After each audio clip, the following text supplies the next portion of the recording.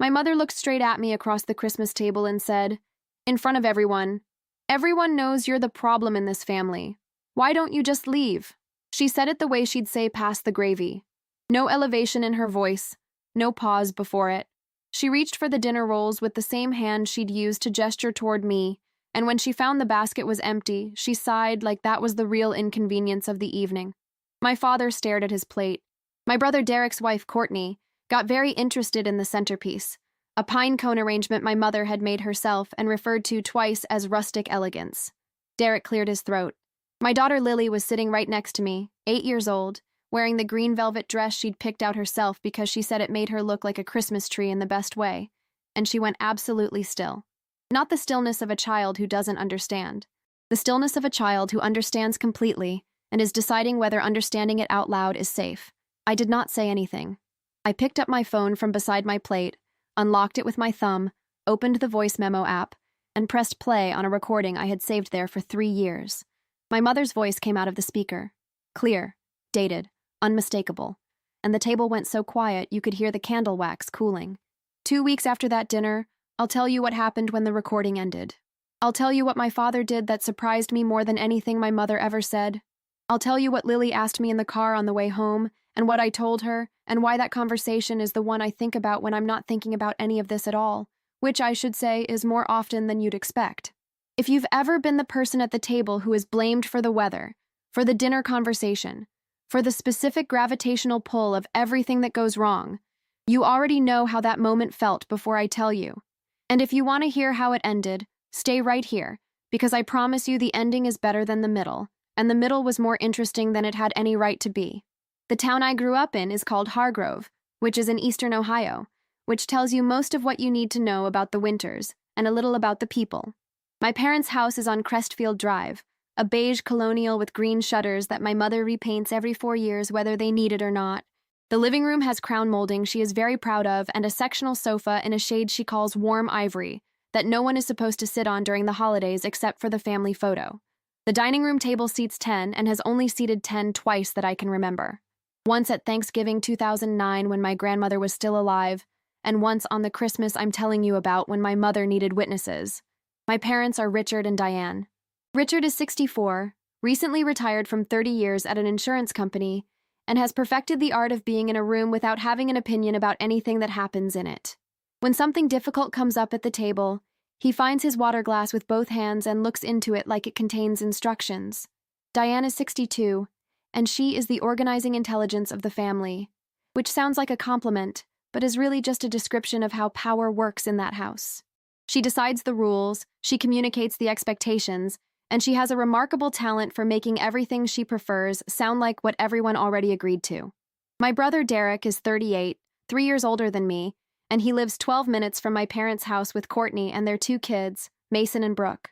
Derek has never, in my memory, said a difficult thing to our mother. Not once. I used to think this was neutrality.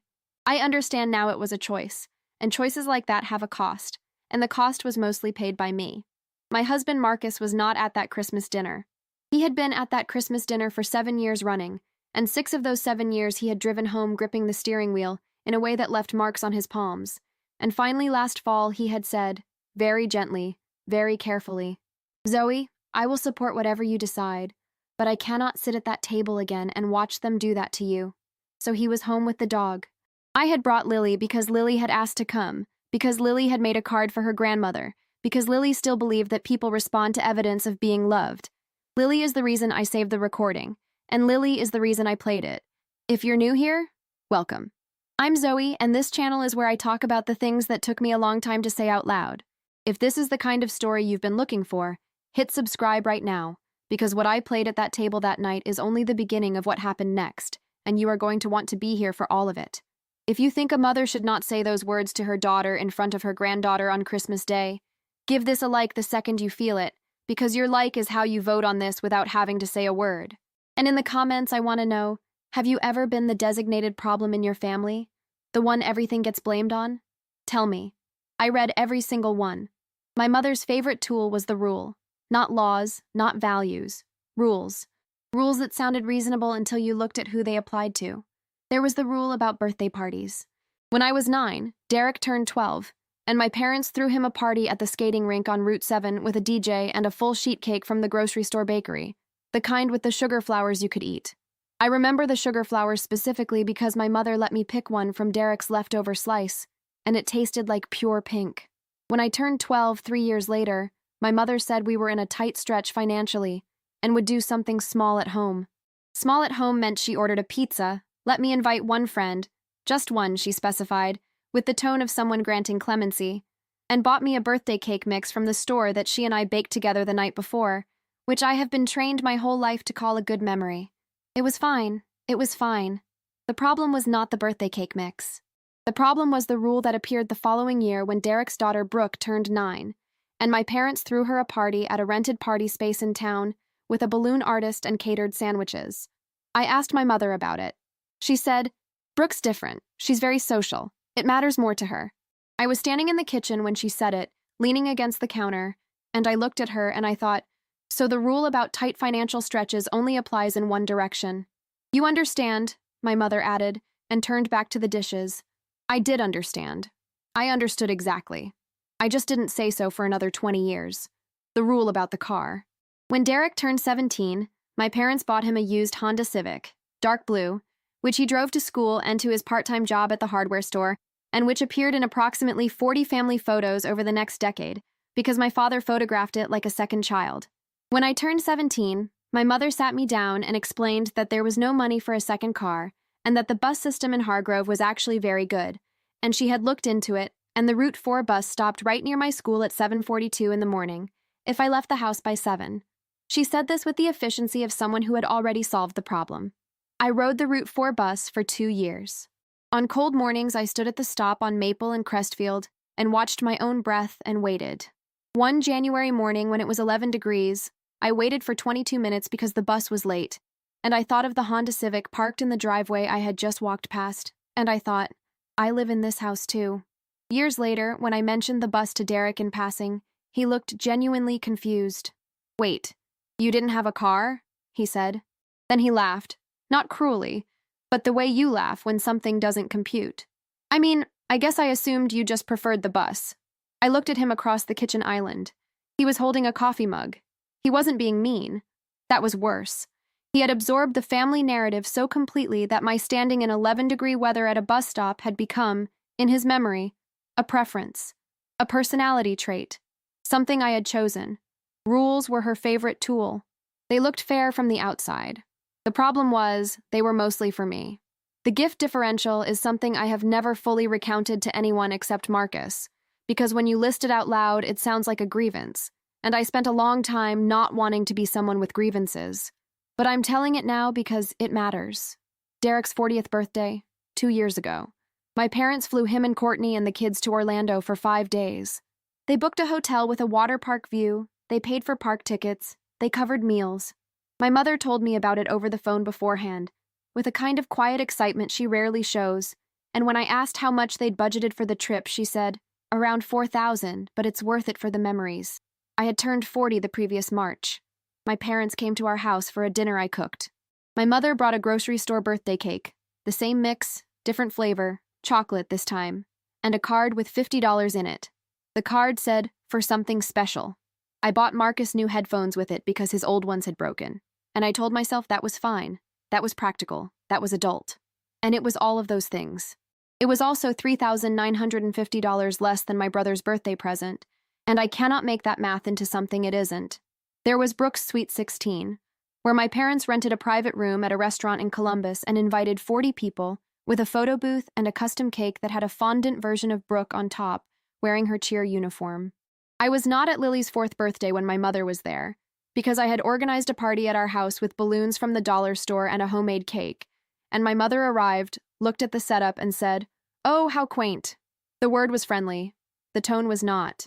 I watched my 4-year-old daughter show her grandmother the cake I had made with her, white with pink sprinkles because those were Lily's favorites. And my mother said, "How fun," in the same voice she uses when she's waiting for the conversation to be over. Lily noticed. 4-year-olds notice everything. They just don't have the vocabulary yet. There was the year I was 27, and in graduate school in Columbus, working 2 part-time jobs to cover the gap between my stipend and my rent. And my mother called to tell me she had just sent Derek and Courtney a check for $8,000 to help with a down payment on their first house. She told me this as information, not an announcement, just a thing that had happened. When I mentioned that I was struggling with my rent, she said, "Well, you chose grad school." And there was that word again, chose. As if choices existed in identical circumstances. As if a bus was something I had chosen. As if graduate school was a leisure activity and not the only upward path I could find from where I was standing. I said, "I know," and we moved on, because that was what I did. I said, "I know," and I moved on, and I moved on, and I moved on. The money is worth talking about carefully because it is the part of the story that turned a pattern into a transaction. By the time Lily was 3, Marcus and I were established. I had finished the degree, I was working in healthcare administration in Columbus, Marcus was in IT, and we were comfortable. Not lavish, but comfortable. And slowly, gradually, in the way these things always start, the requests began. The first one was my mother calling to say that my father's medical bills from his knee surgery were higher than expected, and could I possibly help out with just this one thing? The amount was $600. I sent it. It was just this one thing. And it was my parents and I had money and they needed help, and of course I sent it. That was March of 2018. By January of 2019, I was sending $500 a month to my parents' joint account under the informal understanding that it was for household expenses. My mother never used the word loan. She used the phrase family support, which sounds generous and mutual and is neither. By 2020, there was the situation where Derek and Courtney had overextended themselves buying a second car, and my mother called to explain that they were having a rough patch and could I help. By rough patch, she meant could I add an additional $200 a month to my transfer. I added it. I told myself it was temporary. The word temporary did a lot of heavy lifting in my family for a long time. By the fall of 2021, I had a recurring automatic transfer of $950 a month to my parents' household account, a separate $220 a month going to what my mother called the family fund, which paid for Derek's kids' extracurriculars and part of their vacation expenses, and a variable amount averaging another $150 a month in miscellaneous "could you just" requests. That is $1,320 a month, $15,840 a year. For 3.5 years, I sent home somewhere between $50,000 and $55,000 total. Marcus knew. Marcus had spreadsheets. Marcus said more than once, gently, patiently, "Zoe, I'm not telling you what to do, but I want you to see what this looks like on paper." I looked at the paper. I kept sending the money. I told myself it was what family does. Here is what I did not see, or refused to see, for too long. Derek and Courtney were not contributing anything to this arrangement, not a dollar. My mother's justification, when I finally asked directly, was that Derek had a different kind of pressure. 2 kids, a mortgage, a car payment. I also had a kid. I also had a mortgage and a car payment. The difference was that one of us had been trained since childhood to carry weight, and one of us had been trained to be carried. And by the time I understood this, I had already paid for the lesson. I opened the banking app on a Thursday in October and just looked at it, scrolled through 2 years of outgoing transfers, watched the pattern reveal itself the way patterns do when you finally stop explaining them away. $950, $220, the variable charges. $1,300, $1,400 month after month, labeled with names that had once felt like love and now felt like a contract I had signed without reading. That was when I stopped making excuses for them. Not that day. That was the day I started. Lily was 7 when she first asked me if we were going to Aunt Courtney's birthday party for Mason. Mason was turning 9. Derek and Courtney had booked a party room at the bowling alley on Hargrove Road. 12 kids, pizza and cake included, the whole production. My mother was helping organize it, which I knew because she had called me 3 times about the balloon color scheme. Lily loved bowling. She had been to Mason's 7th birthday party and had talked about it for weeks after. I told her I would find out. I called my mother to confirm the details, and she said, in the middle of a sentence about the balloon color scheme, "Oh, the kids' party is just the cousins and a few of Mason's school friends. We're keeping it tight." I asked if Lily was included. There was a pause that lasted maybe 2 seconds and contained about 40 years of information. "It's better if it's just the closer family," my mother said. Lily is her grandchild. Mason is her grandchild. They are both, by any reasonable definition, the closer family. I said okay and got off the phone. I sat in the kitchen for a while. Then I went to find Lily. She was in her room doing homework at her little desk by the window, the one with the chipped paint on the leg that she had named Gerald for reasons she never fully explained. She looked up when I came in. She is a perceptive kid. She reads rooms the way some kids read words, naturally early, with an accuracy that costs her something. She could see from my face that the answer was no before I said anything. I watched her run the calculation. I watched her decide to make it easier for me. "It's okay," she said, before I had even started the sentence. I didn't really want to go anyway. She was lying, and she knew that I knew, and she was doing it to protect me from the task of explaining something that couldn't be explained without telling her that her grandmother had decided, without a stated reason, that she was a different kind of grandchild than Mason was, that there was a closer family she was not part of, despite sharing the same grandmother and the same last name on the same side. In the car afterward, when I had taken her out for ice cream specifically because I needed to give the afternoon somewhere better to go, she sat across from me with a chocolate cone, and she asked it so quietly I almost didn't catch it. "Does Grandma love Mason more than she loves me?" I put down my own cone. I looked at her across the table. "Grandma has a hard time showing love equally," I said. "That is her problem, not yours. You didn't do anything wrong. You didn't miss anything. You are exactly as lovable as you have always been. What she does is not a report card on you." Lily licked her ice cream. She thought about this. Then she said, "Okay." And that was it. But I drove home watching her in the rearview mirror, 8 years old in the back seat with her green coat and her careful eyes, and I thought about all the years I had spent in that same position, accepting, adjusting, recalibrating downward, doing the saddest thing children do. And I thought, no, not anymore. Not her. The morning after the Christmas dinner, I woke up before 6. This is not unusual for me. I'm a light sleeper and an early riser, which Marcus finds baffling because he can sleep through anything. But the feeling of that morning was different from the usual early morning restlessness. I lay in bed for a few minutes and waited for the anxiety that normally comes with having done something irreversible, the kind that starts in the chest and works outward. It didn't come. What I felt instead was a very specific kind of quiet, not the quiet of avoidance, but the quiet of a decision fully made. The internal argument had stopped. There was nothing left to debate. Marcus was awake. He hadn't been asleep. I could tell from his breathing. He rolled over and looked at me in the gray early light, and I said, "I'm going to cancel the transfers."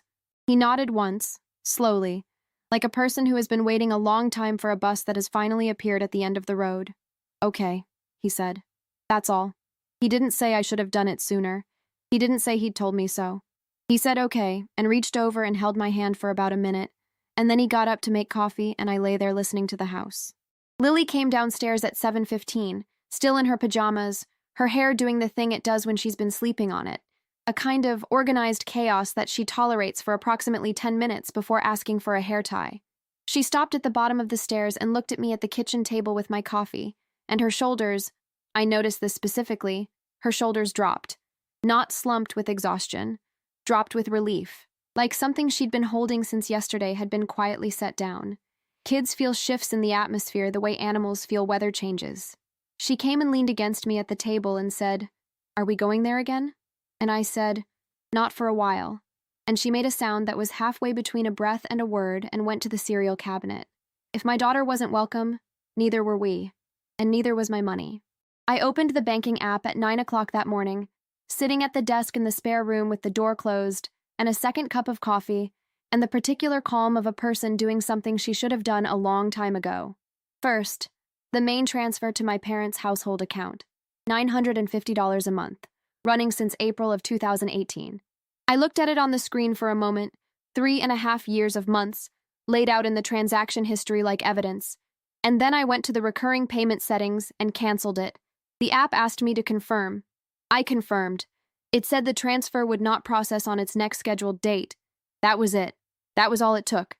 Years of pressure, years of accommodation, years of standing at a figurative bus stop in 11-degree weather, telling myself I had chosen this, undone by 2 taps and a biometric scan. Second, the $220 to what my mother called the family fund. I had never been asked about this fund's expenditures. I had never received a statement. I had been told, 3 years ago when it was established, that it covered the kids' activities, which I later understood to mean Mason and Brooke's activities, because Lily's activities were not things the fund apparently covered. I canceled it. Confirmed. Done. Third, a variable standing transfer I had set up as a buffer for miscellaneous requests.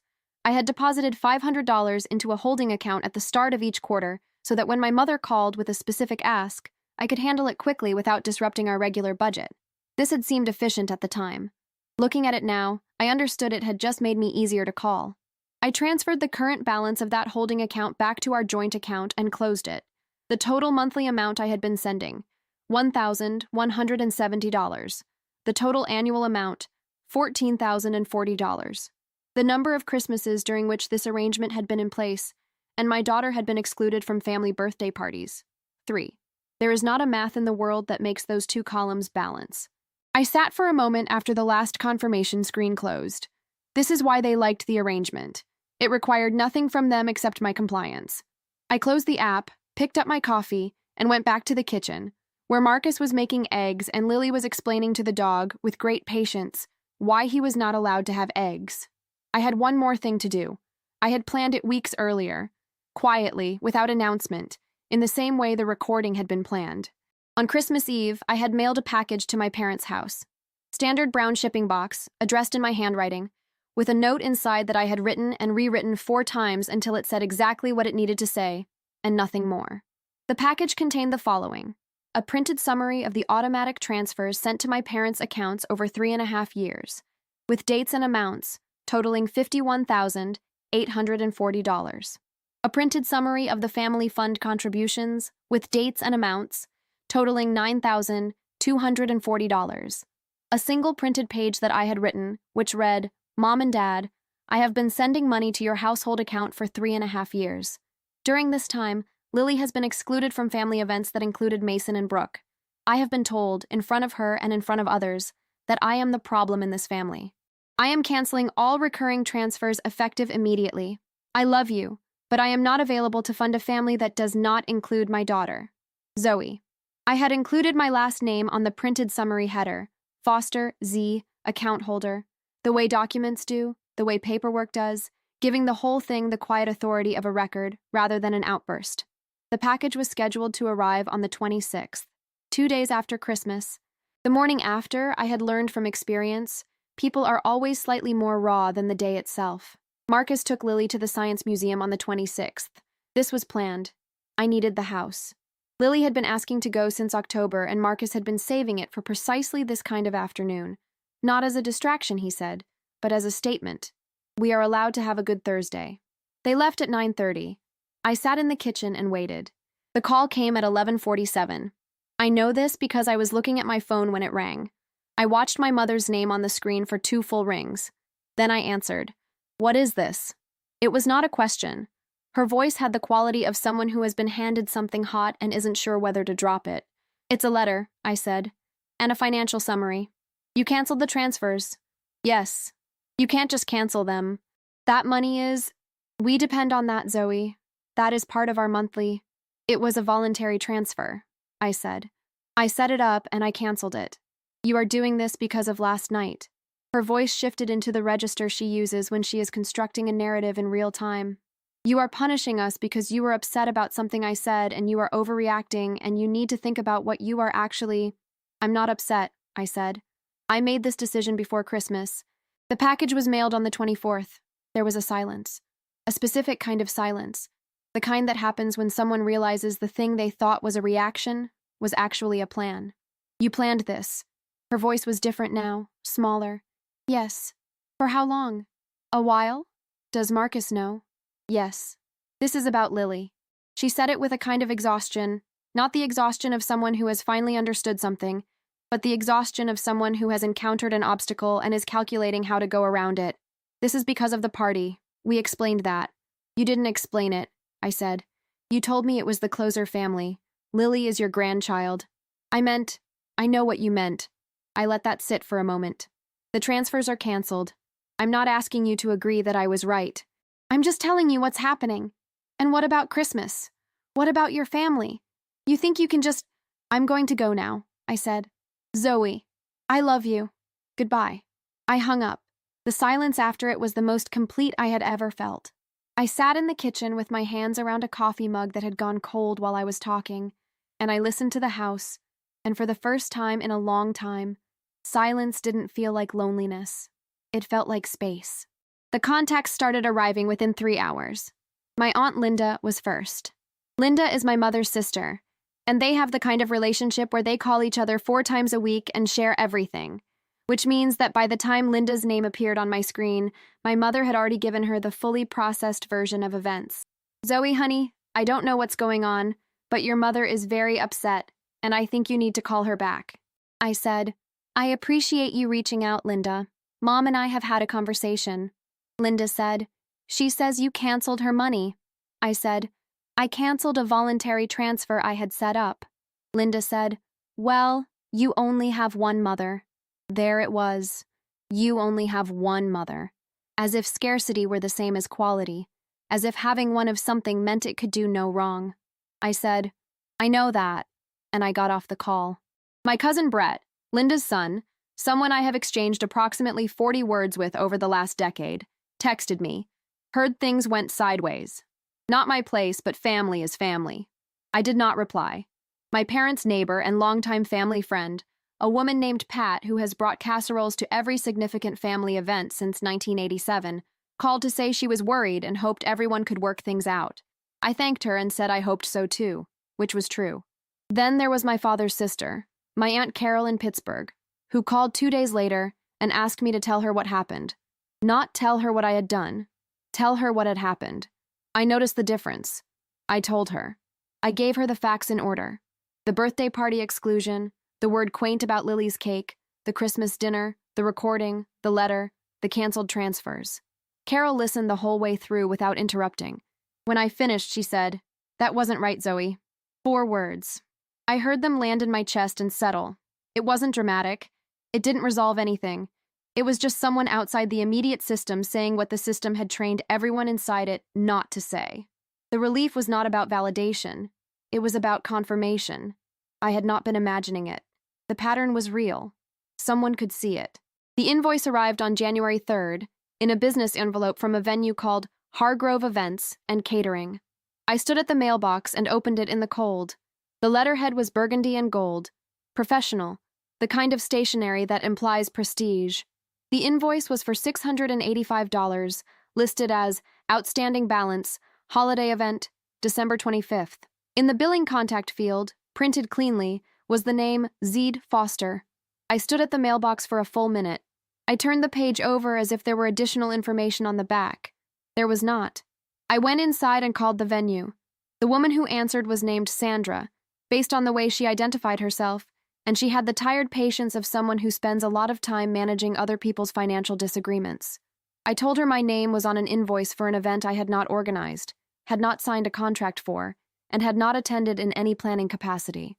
She asked me to hold. She came back. She said the billing contact on the original reservation had been listed as the event organizer's daughter. I asked whether that billing contact had signed any documentation. Sandra went quiet for a moment.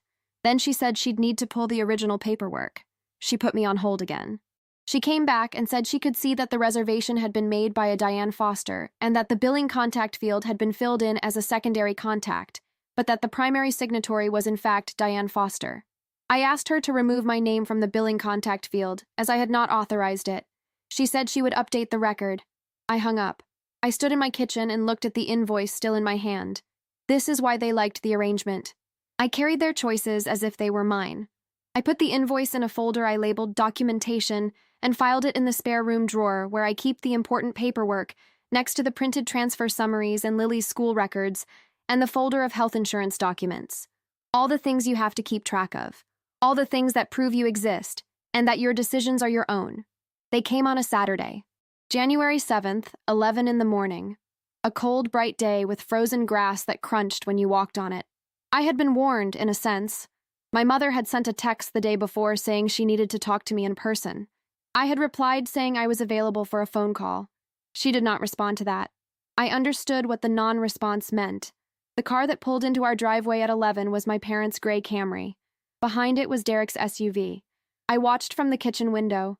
My mother got out first, then my father, then Derek, and then Courtney, which was the detail that surprised me most. Not Derek. Courtney. Courtney, who had always seemed to me like someone who understood the situation and had decided that understanding it was not worth anything, was standing in my driveway in a puffy coat and looking at the front door. I sent Lily upstairs with her headphones. I said, "There are some grown-ups here to talk to me, and I need you to stay upstairs and listen to your music for a bit." She looked at me. "Are you okay?" she asked. "Yes," I said. "I'm good. Put on the playlist Marcus made you." She went. I heard her door close. I heard faintly the opening notes of whatever Marcus had put together for her. He makes her playlists like other people write letters, with care and sequence and intention. I opened the front door. My mother spoke first. She said she was not going to stand in the cold and she needed to come inside and talk to me like adults. I stepped back and let them in. They stood in the front hallway. My mother, my father, Derek, Courtney. And they had the particular energy of a delegation. 4 people who had agreed in the car on the way over about who would say what, and now that they were here, the choreography was slightly off. My mother said what happened at Christmas was not what I was making it into.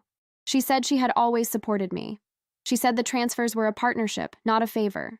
She said my reaction was hurting the whole family. She said she wanted her granddaughter to be able to have a relationship with her, and this kind of drama made that impossible. She said the word drama twice. My father looked at the floor. I addressed my mother first. "You have sent approximately $12,000 worth of support to Derek and Courtney over the last 4 years, by my accounting," I said. "During the same period, you have received $51,000 in voluntary transfers from me. I'm not raising the math as a grievance. I'm raising it because you use the word partnership, and I want to be clear about what the math of that partnership looks like." My mother started to say something. I continued. "You told me at Christmas in front of my daughter that I was the problem in this family.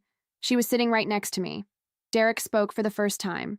"She didn't mean it like that," he said. He said it with genuine belief. He genuinely believed that. He had been at the table, he had heard it, he had studied his water glass, and he genuinely believed she had not meant it the way it landed. I looked at him for a moment. "What did she mean, Derek?" He didn't answer. Not because he was avoiding, because he actually didn't know.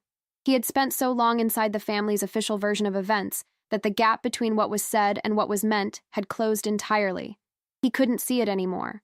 I wasn't angry at him. I was exhausted by him. Courtney, to my surprise, said nothing during the whole conversation. She stood slightly behind Derek, her arms crossed not in hostility, but in what looked like discomfort, and she looked at the floor the way my father did. I understood this later. My mother said that I was cutting off my own family over money and a misunderstanding. I said, "I'm not cutting off anyone. I'm declining to send money to a household that tells me I'm the problem." My mother said, "You always do this. You always make everything about..." And I said, "I'm going to stop you there. I don't want to have the argument. I want to tell you something clearly. You don't treat me like a daughter. You don't treat my daughter like a granddaughter.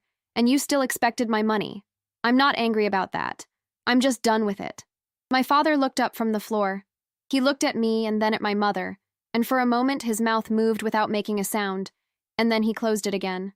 He looked back at the floor. This was the most honest thing he had done in a very long time, and it cost him nothing and changed nothing, and I recognized it for what it was. The closest Richard Foster had ever come to saying something. My mother tried 2 more sentences. Something about the holidays, something about my grandmother who had recently had a health scare, and I said, "I think we should end this here." I moved toward the door. My mother said my name once, in the voice she uses when she wants to signal that she is wounded, and I opened the door, and she walked out, and then Derek, and then Courtney, who stopped in the doorway and looked at me for just a second, with something in her face that was not quite apology and not quite acknowledgement, but was in the neighborhood of both, and then she left. My father was last. He stopped in the doorway, and I thought for a moment he was going to say something. He put his hand on my shoulder very briefly, almost clumsily, like a person who learned the gesture secondhand and was not sure about the execution. Then he walked to the car. I closed the door. Not a slam. A soft click. My hands were trembling. I stood inside the door and looked at them. Both hands, slightly, fine tremors, the body processing what the voice had not been allowed to express. I held them in front of me and watched them for about 10 seconds. Then they stopped. Lily opened her bedroom door at the top of the stairs. Just a crack. She looked down at me. "Did they leave?" she asked. "Yes," I said. "Come here." She came downstairs and I hugged her, standing in the front hallway, and she put her chin on my shoulder the way she has since she was about 4, and she said, "Were you scared?" "A little," I said, "but not the bad kind." She thought about this. "Is there a good kind of scared?" "Yeah," I said. "The kind that happens when you're doing something that matters." She leaned back and looked at me. "Are we in trouble?" she asked. I crouched to her level. I held both her hands. I said, "No, we are not in trouble. None of this is your fault, not one single part of it, and I will not let anyone make you feel like you don't belong. Not at a birthday party, not at Christmas, not anywhere. You understand me?" She looked at me with those careful eyes that have been reading rooms since before she could read sentences, and she nodded. She believed me. And I felt something in the moment she nodded, something looser, somewhere in my chest, like the last tooth of a complicated gear finally settling into alignment. She looked lighter, and I understood that was exactly why I had done all of it. 6 months is a strange unit of time, long enough for things to change completely, short enough that you can still remember the smell of the house before they changed. Our house smelled different by the following summer. Not literally, or not only literally. There was the practical reality that we had replaced the kitchen appliances with the money we were no longer sending to Hargrove, and a new refrigerator has a smell, clean and faintly metallic, that the old one never had. But there was something in the atmosphere of the house itself that was different, lighter, a reduction in a frequency that I hadn't consciously registered until it was gone. The background hum of obligation, the low-level tension that arrives when you are waiting for the next call, the next request, the next text that begins, "I hate to ask, but..." That frequency had been tuned out. The house was quieter without it. Not empty. Quieter.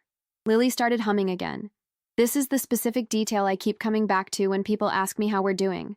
She used to hum while she did her homework. Nothing recognizable, just a low, continuous thread of sound, something her brain apparently produced when it wasn't paying attention to itself. She had stopped, somewhere in the last couple of years, and I hadn't consciously noticed the absence until it came back. One Tuesday evening in February, she was at the kitchen table doing a worksheet on state capitals, and I was making dinner, and I realized I had been hearing a sound for about 5 minutes, and I stopped and listened, and it was Lily, humming, bent over her worksheet with her pencil moving. I stood at the stove, and I did not say anything because I did not want to interrupt it. Marcus came into the kitchen and looked at me, and then looked at Lily, and then looked at me again. He put his hand briefly on my back. No words, none were needed. "We bought a new couch. This sounds like nothing and is actually the clearest possible measure of freedom. We bought a new couch because we wanted one, and we did not have to calculate whether the cost would interfere with a wire transfer to Hargrove. It is a dark blue sectional, navy, not the warm ivory of my mother's untouchable holiday sofa. Lily said it looks like the ocean, and immediately draped herself across it in a way that maximized her surface area and claimed it completely. Marcus and I sat at opposite ends with our coffee on a Sunday morning, and the dog sat between us looking confused about his changed landscape, and the light came through the east window the way it does in February, thin and sideways and unexpectedly warm. This was freedom. Not dramatic, not explosive. This. I still received messages from relatives for several weeks. They came in gradually decreasing frequency, like an alarm clock being snoozed, each one a little further apart, a little less urgent, until eventually they stopped. I answered the ones from people I genuinely cared about and left the others on read without guilt, which is a skill I had spent 35 years failing to develop, and which turned out, once I gave myself permission, to be surprisingly simple. My Aunt Carol called once more. Not about my parents, just to check in, just to say she was thinking about us. We talked for 45 minutes about things that had nothing to do with any of it. It was a good conversation. Through the family grapevine, primarily through Carol, who had her own sources, I learned by March what had happened with my parents' finances after I canceled the transfers. The picture was not dramatic. They had adjusted. My mother had returned to the part-time bookkeeping work she had done before my father retired, 3 days a week at a dental practice in town. My father had started driving for a delivery service on weekends, which he apparently found he liked. Something about the route and the logistics, the same pleasure he'd gotten from 30 years of insurance spreadsheets, contained in physical form. Derek, who had apparently been more involved in the informal financial arrangements than I had fully understood, had picked up extra freelance consulting work. The combined effect was that within about 3 months, the household was managing without my contribution. They always could have. They just preferred not to when I was available. I sat with this information for a day or two. I did not feel triumphant about it. I did not feel vindicated. I felt mostly the particular sadness of seeing something clearly that you spent a long time choosing not to see, that the people you were subsidizing did not need to be subsidized, that the dependency was chosen, not necessary, that somewhere in the gap between what they could do and what they were allowing me to do, a decision had been made that I had not been consulted about. I do not believe my mother sat down and plotted this. I believe it was easier than that.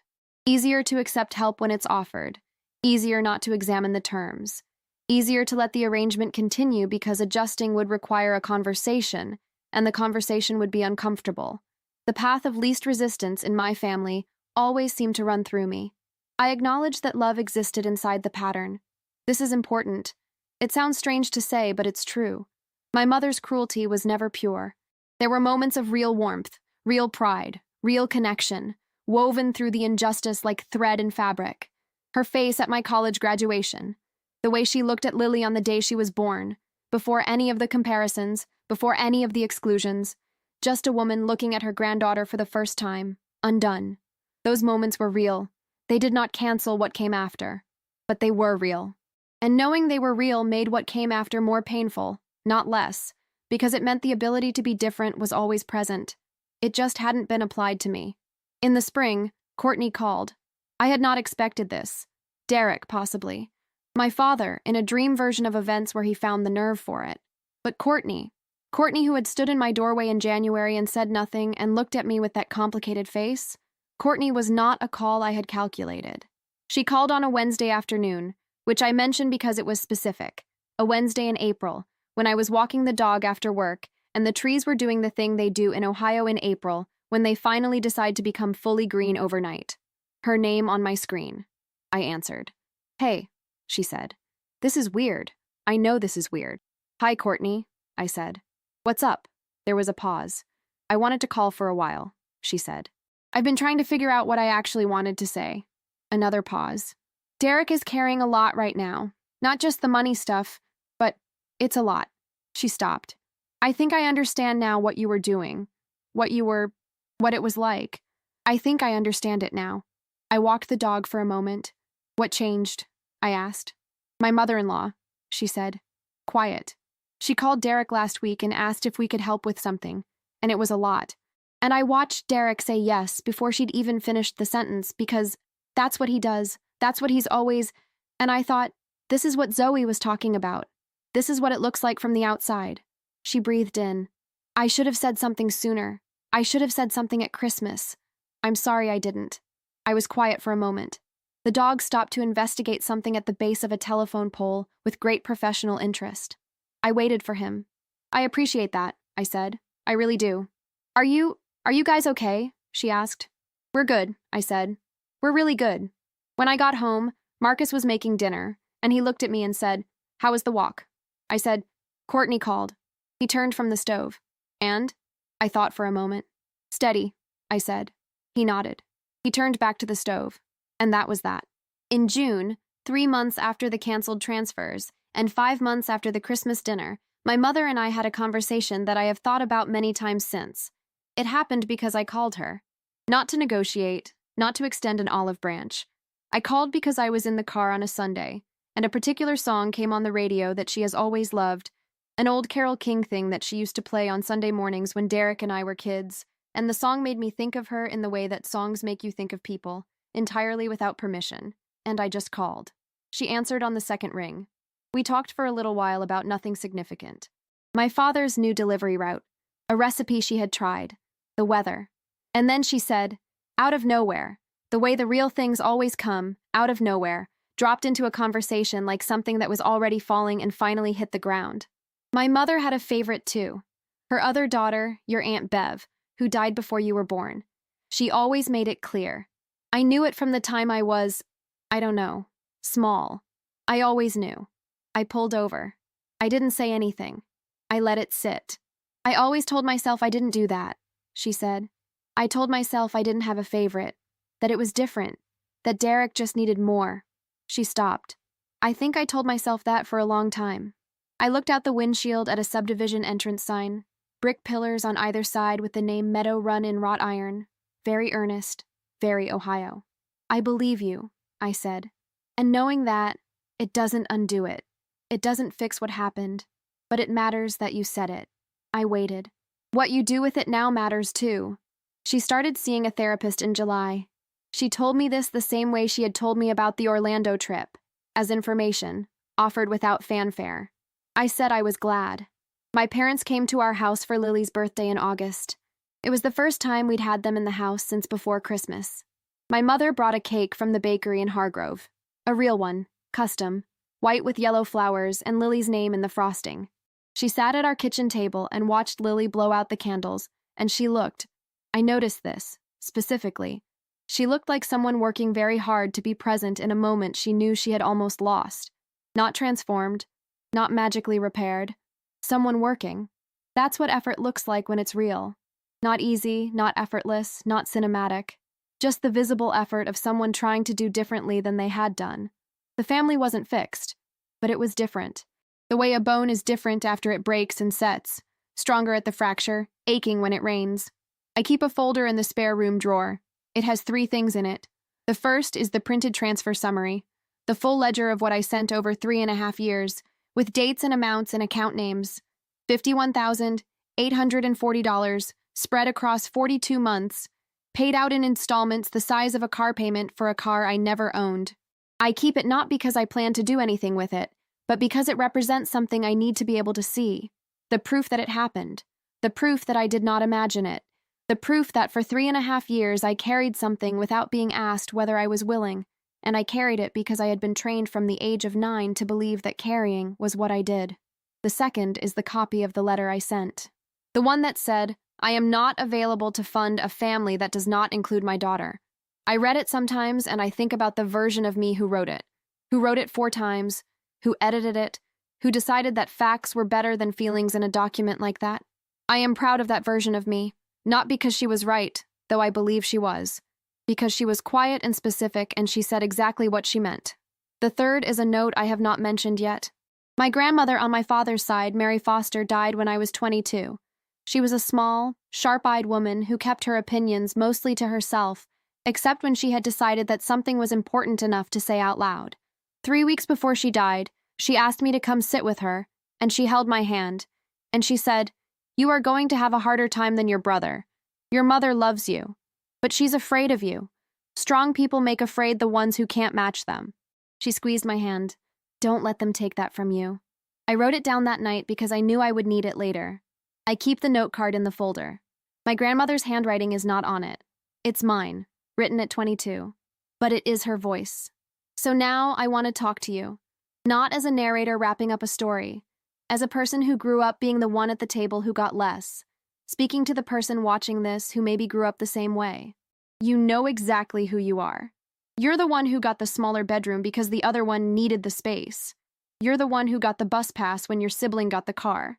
You're the one who got the homemade cake mix when the party at the skating rink was for someone else.